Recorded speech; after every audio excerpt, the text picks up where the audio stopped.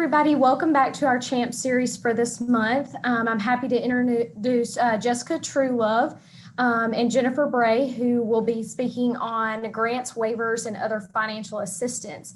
Before we get started, I just wanted to remind everybody that this presentation in no way seeks to diagnose or treat illness or replace professional medical care. So please see your physician if you have any health problems. If you experience a medical emergency, please call 911 or go directly to the nearest emergency department. I also wanted to remind you that this is being recorded, and Hamilton and their affiliates may replay this presentation on an ongoing basis for our promotional and our educational purposes. So if you disclose protected health information, it may no longer be protected by federal privacy regulations. So we just want to respect the confidentiality of you and your kiddos. So if you have specific questions, feel free to reach out to us here at Anna Shaw, or you can give me a call at 706-226-8900. Without further ado, I will let Jessica and Jennifer get started to discuss grants, waivers, and other financial assistance. Hey guys, my name is Jessica Truelove. I'm an RN and the care navigator here at Anna Shaw. One of my jobs here is to help families connect to grants, waivers, financial assistance, resources, and services. So I'm just going to give you a brief overview today of just some of the main grants and waivers in our area in the North Georgia region. So if you live in Tennessee, some of these will not apply to you. And I'm not really going into a whole lot of detail on each one of these because they are very specific in their own unique way. And it's not just black and white for most of these. There's a whole lot of gray area. So take this information in. If you feel like one of these programs would be a good suit for your family, you can always reach out to me and we can discuss these further in depth. Okay, so let's get started. So first, we're going to talk about just three of the main grants that we're familiar with here at Anna Shaw Children's Institute. The first one is United Healthcare Children's Foundation. The second one is the Floor Covering Industry Foundation grant. And then the third one is the Kaleidoscope Program. So for the United Healthcare Children's Foundation, you have to be 16 years old or younger. It is financial income based. So on their website, which you see at the bottom of this slide, you can go and look and see if it's a family of 2, what that income limit is, family of 3, that income limit, so on and so forth. One of the key things for this grant is the child must have commercial insurance or primary insurance.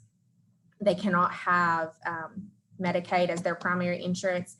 If they have a form of Georgia Medicaid or whatever state Medicaid, then as a secondary, then they are eligible for this grant. Expenses that can be used on this grant are medical services, therapy treatments, but they have to be done by a licensed professional, as with most grants. So that is, again, the United Healthcare Children's Foundation.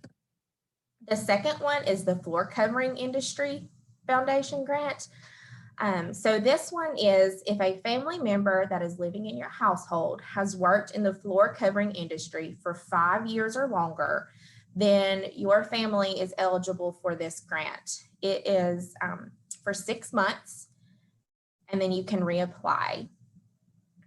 With this one, so if you worked at Mohawk, Shaw, engineered floors, anything like that, you can see at the bottom of this PowerPoint, the website, and they'll take you and give you some more information on that one. The third one is the Kaleidoscope Program. This one is especially for the North Georgia region. So there's 2 different facilities. There's the Highland Rivers facility, and they serve the below counties. So Bartow, Cherokee, Fannin, Floyd, Gilmer, Gordon, Haralson, Murray, Paulding, Pickens, Polk, and Whitfield counties. And then there's the Lookout Mountain Community Services. They serve Catoosa, Chattooga, Dade, or Walker. They allot up to $3,000 a year. Due to COVID-19, funding has been decreased.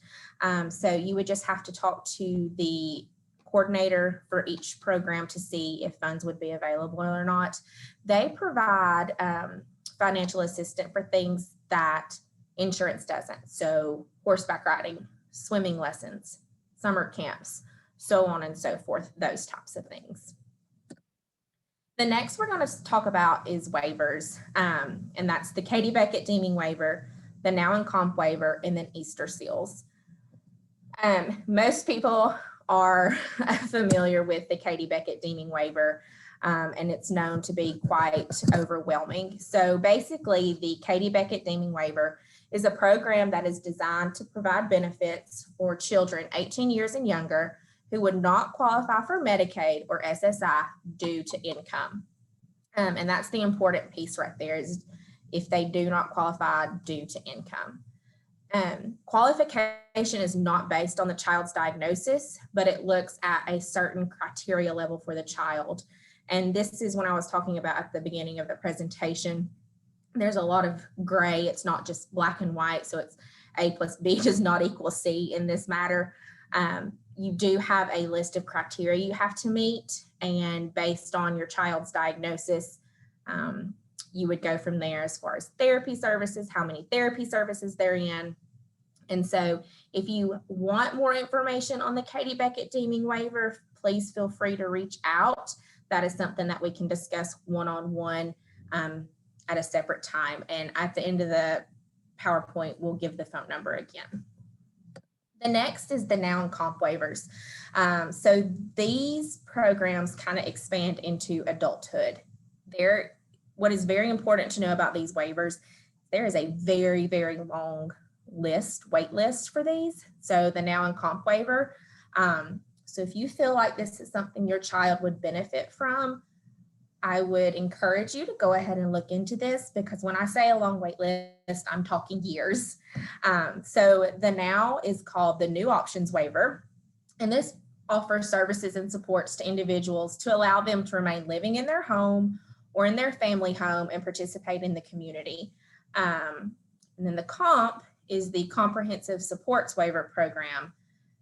This is for individuals with more intensive needs and kind of helps with residential care. And so they both allow the person to stay in the community, but again, the Comp is for more intensive needs. And then we have Easter seals. So what Easter seals does is they have a program called Champions for Children program. And what that is a program that is designed to assist children and families that do not meet eligibility requirements to the Katie Beckett Deeming waiver. So if you get a denial, what is important to know about this one is if you get a denial for Katie Beckett due to level of care, and it has to be a denial for level of care, then you can apply to this program. There are different coordinators in the region of Georgia, and you would reach out to that coordinator and they could help. They do not allow money, like an endless amount of money, but they do help pay for services that Medicaid would otherwise cover. For financial assistance programs, you have Social Security income for children with disabilities. The child must have a physical or mental condition that severely limits his or her activities. The condition must be expected to last at least a year.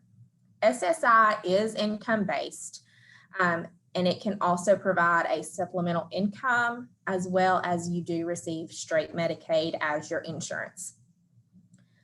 They do check in to make sure that the condition, is lasting a year, and they do also look at income. And then for local community resources, United Way has put together a comprehensive guide to resources in our community. So if you're from Whitfield or Murray County, you can go to ourunitedway.org and take a look at their website, and it will have a list of all the local resources that you would need for socioeconomic things.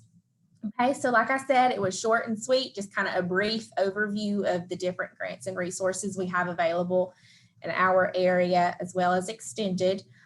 If you have any questions, please feel free to call 706-226-8900 and ask to speak to myself, Jessica, or you can ask to speak to Jennifer Bray. And that does it. I hope you guys have a great afternoon.